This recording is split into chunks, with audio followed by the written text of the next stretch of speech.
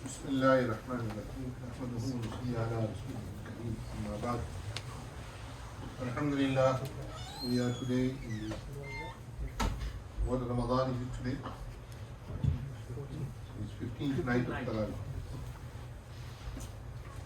Alhamdulillah, we have reached halfway through Ramadan. May Allah subhanahu wa ta'ala give us afiyat, and may Allah subhanahu wa ta'ala accept our fast, and Allah give us the strength to complete our fast to the end of Ramadan. Till the end of Ramadan, may Allah subhanahu wa ta'ala give us the ability to complete our fast. Ameen. Freezer, not fridge.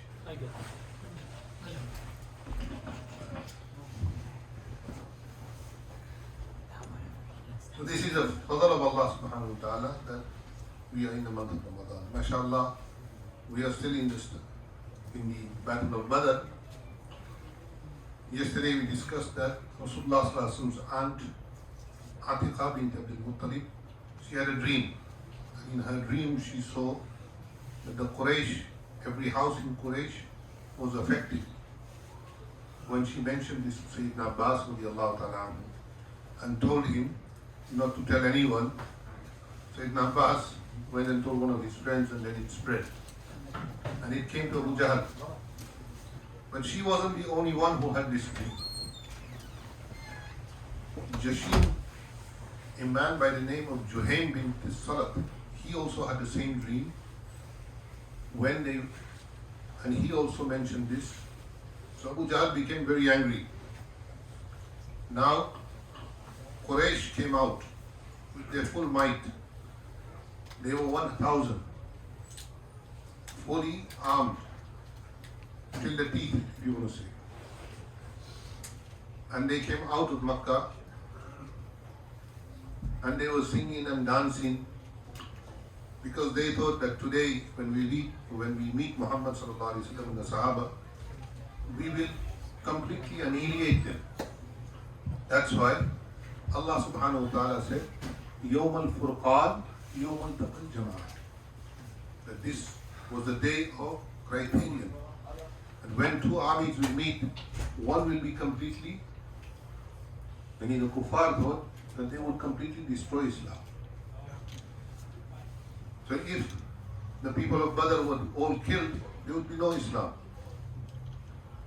The Nabi sallallahu alaihi wasallam, he sent two people, but then one was the name of Basis and Ali. They were sent by Rasulullah sallallahu alaihi wasallam ahead to Badr to find out whereabouts Quraysh was. So when they reached there, they were behind a hill and they heard some women arguing, 2 or 3 women, and one of them owed money to another woman. So she said, tomorrow or the day after when Quraysh will come, I will serve them, look after their animals and so on. So they will pay me. When they will pay me, I'll pay you back your debt. So these two were hearing. But nearby, Abu Sufyan had sent also one of his spies. His name was Mujaddi bin Amr. And he also heard these women. But he didn't recognize the two men who were behind the hill. He saw them, but he didn't recognize them. But he noticed that they were covered. When they heard these women, they slipped away. They came to Rasulullah sallallahu alaihi wasallam and they told him that it seems that they're 2 days away. Quraysh is 2 days away from Badr. May Allah take us all to Makkah and Medina. Ameen. But usually when we go to Medina nowadays, people go to Medina, to Makkah now, they're taking the train, which is in 2 hours you reach there. So they don't see nothing except for desert. Before we used to take the highway from Makkah to Medina generally, but that's not the highway that goes through Badr. There's another highway that goes from Medina on the shore of the Arabian Sea and it reaches Badr, and from there you go into Makkah. This is a little longer route, but it's a very important route because Nabi Sallallahu Alaihi Wasallam took this route and he went to Badr. and you will see the masjid where Nabi Sallallahu Alaihi Wasallam camped. There is a masjid there which is called Masjid Badr, and you will also see the battlefield. It's still there. Once, when we go to Makkah and Medina, once we should take that round. Inshallah. To see how Nabi Sallallahu Alaihi Wasallam faced the enemy. So when Abu Sufyan came, because he was bringing his caravan from the Arabian Sea, to miss Nabi Sallallahu Alaihi Wasallam, to miss the route from Medina to Makkah, he was coming from this route. So when he reached that place, he asked this man, Mujaddi, that did you see anything? He said, yes, I saw two riders. They came, they camped there, and after some time they left. So Abu Sufyan asked him, show me the place. So he went there. So Abu Sufyan looked at the camel droppings and he started breaking them. Now we won't understand this because we don't ride camels, we don't ride horses. MashaAllah, I see every day morning that on Orange Drive they have horses riding. People are riding horses. I've never seen a Muslim ride a horse here. We think it's below us, or we don't know how to ride. That's mostly the thing.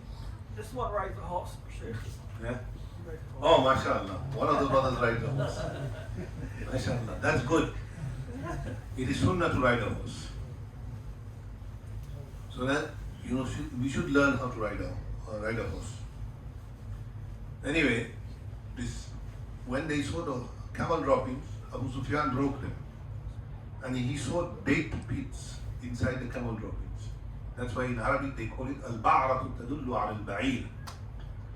That when you look at the camel droppings, you can tell if you open them, when the camel eats the date, it also eats the stone, the pit. And then when it poops out the stone. Subhanallah, Allah is great and qadir and mutlaq. That the Brazilian nut tree, this is a very special tree. It grows for 500 years. The Brazilian nut tree grows for 500 years. The only thing that can destroy it is man, or there's a vine that grows with it. After 500 years, the vine squeezes the tree. 5,000 ants, different birds, different makhluk of Allah feed from the tree for 500 years. It only grows in the Amazon. It doesn't grow anywhere else in the world. And the only way it grows is there is a little animal. I don't know what they call it. It's bigger than a rat. It's like a raccoon. Maybe it's smaller than a raccoon. When the pot drops from the tree, it cracks. So the Brazilian nut comes out. So this animal eats the nut. And then it poops out the seed. Until it doesn't poop out the seed, the ground is not fertilized and the tree doesn't grow. Only through the pooping of that animal does the tree grow. Wallahu khaliq. Allah is the one who creates. So this all happened because of Abu Sufyan looking at that. So he said the people of Medina are nearby. And he said Rasulullah sallallahu alaihi wasallam and his riders are nearby. So he sent a message to the people of Makkah that don't worry, go back home. He said to them that what you have come out for, إِنَّكُمْ لَخَرَجْتُمْ لِتَمْنَعُوا عِيرَكُمْ وَرِجَالَكُمْ وَأَمْوَالَكُمْ وَقَدْ نَجَّاهَ اللَّهُ فَارْجِعُوا. That you came out to save your caravan, you came out to save your people. Now you don't need to guard us. We have already passed. We are near Makkah. You return back to Makkah. But Abu Jahl and company, they had no intention. And Allah subhanahu wa ta'ala wanted once and for all to destroy Abu Jahl. So Abu Jahl told them, no, we're going to go to Badr. We're going to have 3 days there. We're going to party. We're going to drink. We're going to merry-make. If the Muslims come, okay. If they don't come, then we'll return back home. So Allah had written for them كتب عليكم القتال وهو كره لكم وعسى أن تكرهوا شيئا وهو خير لكم وعسى أن تحبوا شيئا وهو شر لكم. Quran came. That when sometimes we dislike something, but Allah has put khair in it for us. And sometimes we like something, but Allah has put shar in for us. So if something happens, in the beginning we think, oh, this is wrong. But then later on we realize that this is a better option than what we have thought. Why? Because this is from Allah. Because everything is in the hands of Allah. We have to take precaution, do what we have to do, but tawakkul is on Allah. وَمَنْ يَتَوَكَّلْ عَلَى اللَّهِ فَهُوَ حَسْبُهُ. The person who has his faith in Allah subhanahu wa ta'ala, he puts his trust in Allah subhanahu wa ta'ala, Allah subhanahu wa ta'ala is enough for him. فَهُوَ حَسْبُهُ. And the person who doesn't have his trust in Allah, then whatever Allah has written will happen. Sometimes we think we have a child, subhanallah. A person has a child and the child dies in birth or when it's little. So how much do the parents feel for that child? If somebody has lost a child, they know what I'm saying. That how much hope is put on that child.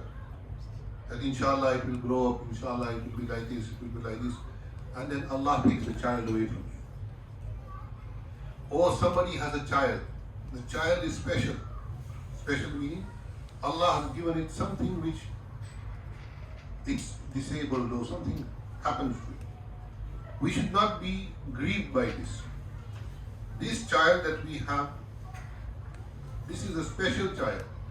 Inshallah, if we look after it, until it lives, we look after it, we feed it, we do everything. Parents do everything, mashallah.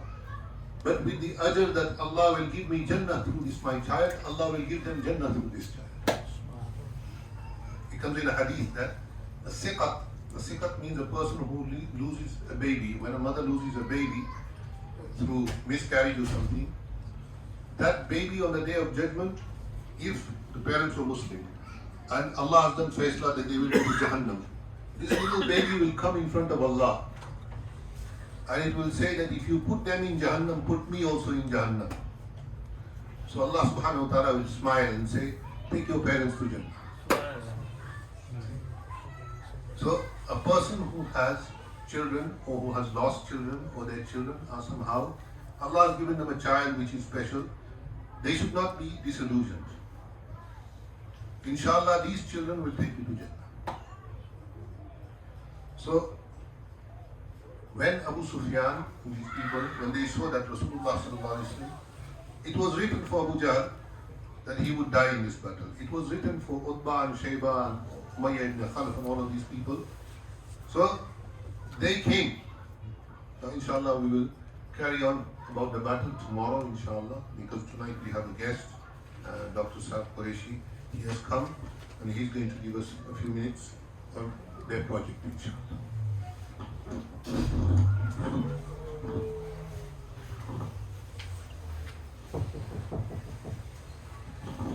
Assalamu alaikum. My name is Dr. Qureshi. I'm the medical director of the free clinic, UMC Free Clinic. This is a free clinic run by the Muslim community in Miami. We are open 6 days a week. We provide primary care and specialty care. Primary care is pediatrics, general practice, family practice. We also have some specialist, allergist, pulmonologist, mental health, and it's open 6 days a week. The only condition to be seen in the clinic is that no insurance and you are below 200% poverty level. If you cannot come to the clinic, we can see you in the visit. We can still provide you the services while you are unable to transport yourself or something. Some of our parents come from Pakistan, Bangladesh, and the other parts of the world, and they stay for 4 to 6 months. They need medication. They have diabetes, blood pressure, and all this. Even we do like CT scan, MRI in the discounted price through the free clinic, and we do use the Quest lab. Anybody need any help with the free clinic, please contact me or Brother Daniel. We entirely run this clinic on donations, pure donations. We also accept the zakat, and Also, we have, this is a teaching facility for the medical student. If you have your son, your daughter who is interested to become a doctor, nurse practitioner, or other medical studies, please contact us and we will provide the help as much as possible. Or if you have any relative in Pakistan who want to come United States for residency program, we can help that one too. So you can contact the free clinic. The donation box is outside and there are cards, and spread the word to the community that if you need any free medical care, we are available 6 days a week, Monday through Friday 8:30 to 5:30 and Saturday 8:30 to 11:30. Please. And we also give the COVID testing and the COVID vaccinations. And soon we're gonna inshallah move to the brand new facility in after 2 months. But if you need any help, yes, please. Jazakallah. Thank you for giving me the time. Inshallah, if you have zakat on that, you would like to donate, they're outside inshallah until Tarawih finishes. Inshallah, go and meet Dr. Saab and talk to him if you need any help. Especially the medical students.